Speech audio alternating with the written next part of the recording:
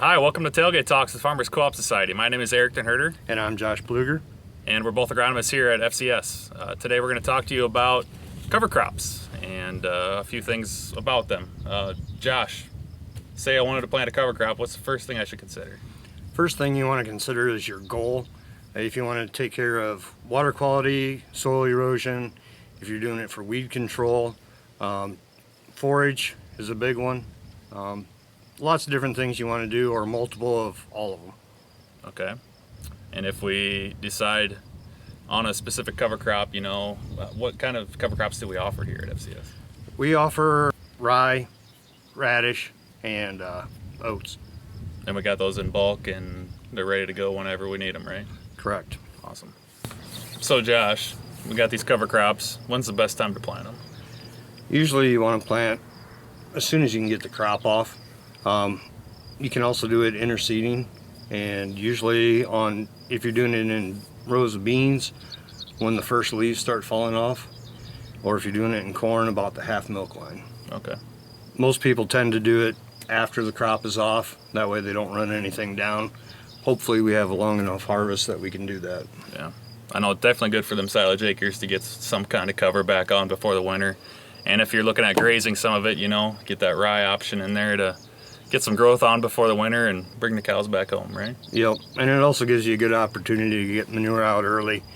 If you do want to work the field and you're not strictly no-till, you can also just go ahead, get the field work, plant it, and then next spring you're ready to go as soon as the cover crop's terminated. So with our three options, we got radishes, we got oats, we got rye. Is there anything we got to be worried about in the springtime with killing any of them, or? Radishes and oats die off over the winter. Winter rye does overwinter, and you will have to either decide whether you want to keep it and graze it and chop it, or if you want to terminate it before you plant the crop and get it done earlier in the spring. If you're going to terminate it early in the spring, make sure you do it far enough ahead of corn that it completely dies out.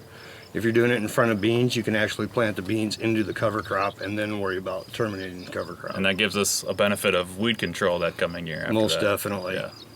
Okay, Josh, so we got maybe what we picked out. Maybe we're just going to go with rye this year or whatever.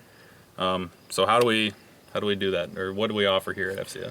As far as application, we can do it interseeding with a Hagee drop seeder.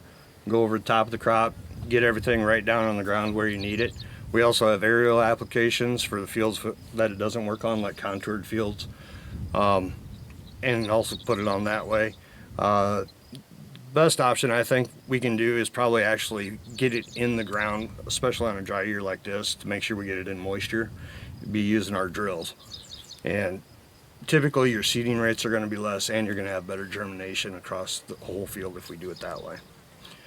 Another thing is that we can also add in different crops with that and make it more consistent, such as if we wanted to do clover or hairy vetch or something like that. Yeah. And we could also do it with an air machine too, right? Yep, air machine and a highboy spreader also. We might have to put a little pell lime in there with that too, just to get pounds up. Right. Yeah. Yeah, we'll have to add in pell lime or potash or something just to make sure we got enough pounds going through the machine. Yep.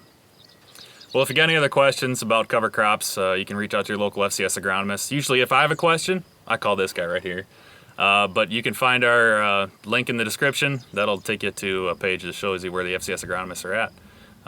Thanks for joining us today, and have a great day.